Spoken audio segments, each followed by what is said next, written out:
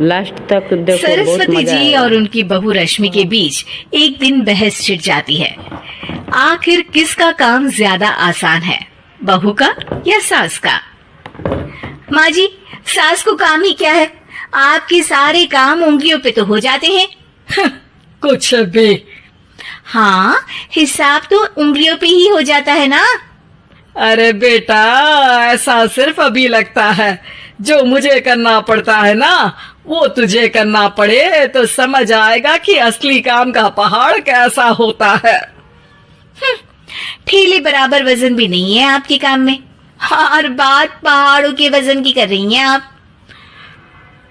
तू ऐसा करती ही क्या है घर में बेटा, ये तो बता मुझे।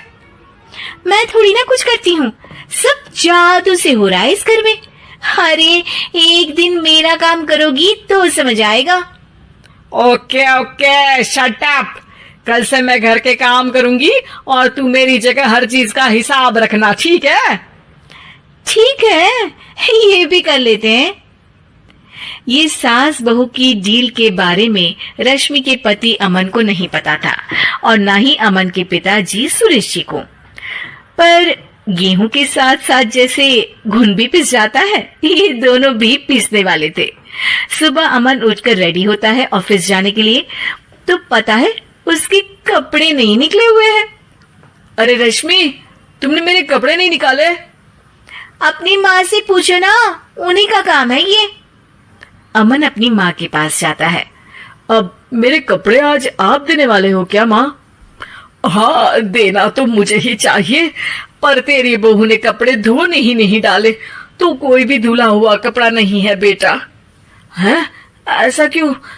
कपड़े तो धोने आप ही देते हो ना माँ? अरे बहू ने तुझे बताया नहीं, अब हम अदल बदल गए हैं। मैं अब बहू और तेरी बीवी सास। अमन परेशान हो गया। वो बिना इस्त्री के कपड़े पहनकर ऑफिस चला गया।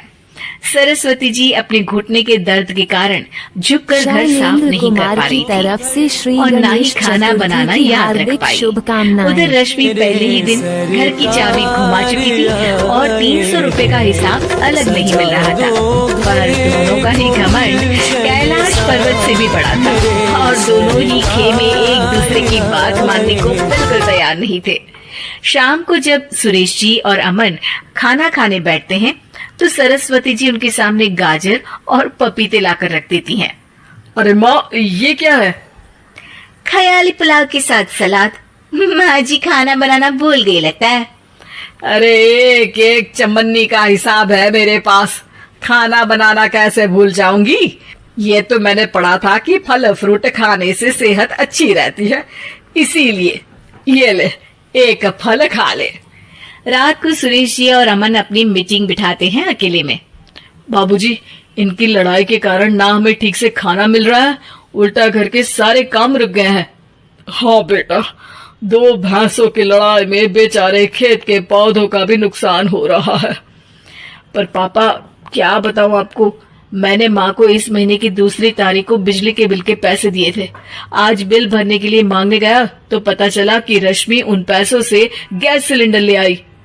अच्छा, तो सिलेंडर के पैसों का क्या हुआ?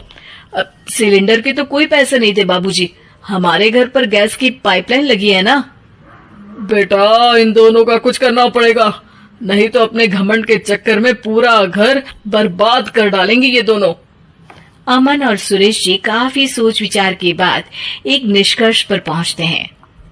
रात ही को दोनों अपनी पत्नियों की अलमारी से नई साड़ी निकालते हैं और सुबह जब रश्मि और सरस्वती जी उठते हैं तो देखते हैं कि दोनों पति साड़ी पहनकर चढ़ाव पर सब्जियां काट रहे हैं। अरे ये सब क्या हो रहा है? क्या हो रहा है मतलब? आप दोनों अदल बदल हो सकते हो तो हम क्यों नहीं? अरे क्या मतलब? नहीं नहीं, मेरी भी बचपन से किसी की बहू बनने की इच्छा थी, तो आज से सरस्वती तुम बड़ी बहू, मैं मिडल बहू और अमन छोटी बहू। अरे लेकिन सब घर पर बैठ जाएंगे तो कमाएगा कौन?